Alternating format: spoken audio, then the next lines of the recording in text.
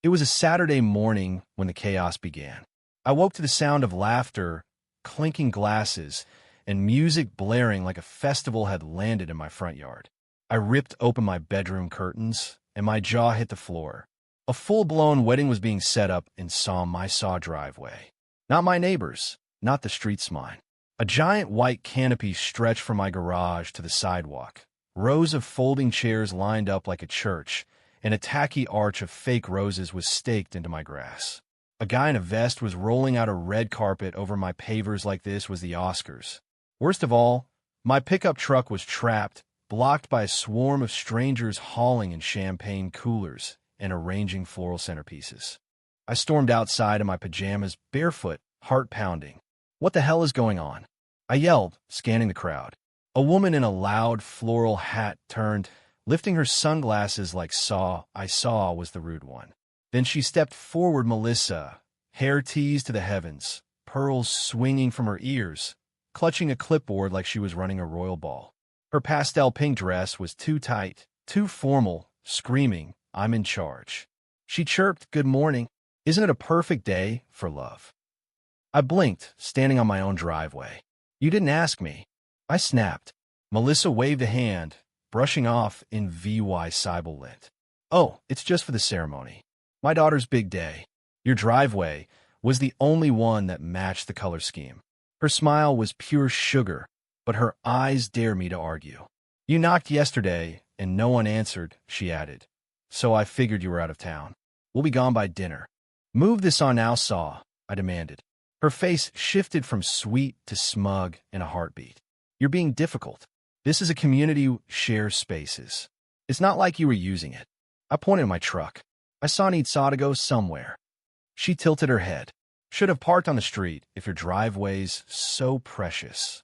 Before I could fire back, her phone rang, and she turned away, Leah VYing me, fuming on my own property. I marched inside to call the cops, but a sharp knock stopped me. It was Greg, the HOA president, clipboard in hand, fake concern dripping from his voice. "Heard you're freaking out," he said. "Let's not make a scene. The event's approved." "By who?" I shouted. "Not me."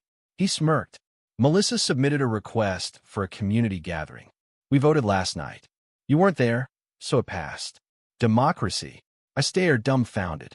"This isn't democracy, it's theft." He patted my shoulder. "It's one afternoon. Don't be unneighborly." I watched, helpless, as guests in fancy suits laughed and toasted, some leaning on my truck like it was a prop. Then I saw a valet jogging by with my car keys. "Hey!" I yelled, sprinting out. "What you doing?" The kid looked confused. "Melissa said you volunteered your truck for photos. She gave me the spare." My stomach dropped. She'd gotten it from my maintenance lockbox, something I never thought to hide from a neighbor. "Get out of my driveway," I roared. Melissa sauntered over, mimosa in hand. "You're ruining the mood. Can't you be happy for once?" I dialed the cops again. When the officer arrived, he took one look at the setup and laughed. "You want us to shut down a wedding? You look like a MOVY lane." I explained it was my property, but Melissa handed him a folder, probably Greg's approval. "File a CIVYL suit if you want," the cop sighed. "We're not touching this unless it gets VY-OLent." As he left, Melissa clinked glasses with the groom, smirking. I was trapped in my own house during someone else's party. Then I saw it. A flyer taped to my mailbox. Pink letters thanking me as the gracious host. My full name in cursive. That's when I knew if they wanted my driveway as a stage, I'd bring the real show. The next morning, my lawn was a disaster. Empty champagne bottles rolled in the breeze. Petals were crushed into the grass. And my garage door sparkled with glued-on glitter. Before I could process the mess, my mailbox squeaked open. An HOA envelope. 3 violations. Unregistered event. Lawn destruction. Excessive noise. Fines totaled due lot 1,275. I laughed, then marched to Melissa's porch, where she sat sipping coffee in her robe. "Lovely event, wasn't it?" she said, like we were buddies. "You trashed my lawn, blocked my truck, and now saw fined?" She raised her brows. "You never told me to stop." The board voted communities, voice matters. I demanded an emergency HOA meeting. That evening, it was a setup. Melissa sat next to Greg like royalty, the board barely hiding their annoyance at me. I showed photos of the mess, the flyer, my truck. Melissa played innocent. I had no idea he was upset. He's just shy. She stole my keys. I barked. Greg frowned. Proof. I froze. She'd returned the key, and I'd changed the lockbox code too late. No, EVY Denke. Greg concluded. The event was under your name since it was on your property. I left humiliated, my reputation trashed. Neighbors avoided me. Kids stopped while VYing, and Melissa's online album, The Day Love Took Over, show my truck decked out with ribbons. Comments stung. What a kind neighbor. Some people are just bitter. I called a lawyer useless without proof. A news channel seemed interested, but they backed out after Melissa's cousin, a network employee, warned them about my anger issues. That night, I sat defeated, staring at confetti stains on my lawn. They'd used my home, VY life-eyed me, and laughed while I paid. But then I saw Ida photo in Melissa's album, her handing the valet my spare key. Not enough for court, but enough for war. I planned my revenge. Melissa's next HOA event, a sip and social, was set for Sunday at 5 p.m. in the cul-de-sac across from my driveway. I reserved the street from 4 to 6 p.m. through the city for a vehicle demonstration. Permit approved, decibel waiver included. The city official laughed when I explained.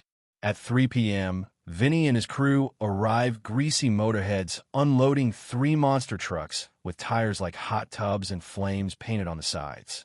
They set up a jump ramp next to my house. Melissa's event buzzed across the street, white linens, Merlot Towers, a VY-ologist. No one noticed us. At 4 p.m., the lead truck roared, shaking the block. 2 more joined, a thunderous symphony. The VY-ologist screeched to a halt. Melissa stumbled out, wine glass in hand, face twisting in horror. The trucks rolled onto my driveway, bouncing, spinning, one launching off the ramp with a crunch that rattled every glass across the street. Her guests screamed, ducked behind tables, one yelling, "Are we under attack?" Melissa ran into the road, arms flailing. "Stop this." I held up my permit. "It's legal. You'll get a copy with my HOA complaints for symmetry." Greg jogged over, red-faced. "This disrupts our event." "You didn't reserve the street," I said. "I did." A truck blasted a foghorn, unfurling a banner. "This driveway is not for weddings." Neighbors laughed, kids chanted, "Monster trucks." Melissa's event collapsed, tables fell, the ice swan melted, the VY-ologist fled. A remote-controlled mini truck zoomed in, dragging a cardboard bride and groom around her mailbox. Melissa screamed like her world was burning. 2 squad cars rolled up, pre-informed. An officer re-VY-EU'd my paperwork. "All cleared," he told Melissa. "Mr. Carter filed a report about your unauthorized property access. It's under re-VY-EW." Her face soured, speechless. As the trucks revved a final time, kids cheered, and I whispered, "One more chapter, Melissa." Her event was a wreck-spilled wine, broken chairs, guests gone. I crossed the street with an envelope. "A bill," I said. "Property damage, emotional distress, misuse of my truck. Due law $52,000, sent to your insurance." Her eyes bulged. "You'll never see a dime." Greg approached. "The board's holding an emergency meeting. You used HOA status without consent, opening us to liability. A news blog's VY ral the wedding that hijacked a driveway. You're out as VYC president and fined." Melissa stomped inside, slamming her door. Neighbors clapped, awkward but real.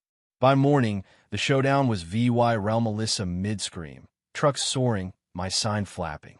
The HOA apologized, dropped my fines, and investigated Melissa's past abuses. Greg resigned.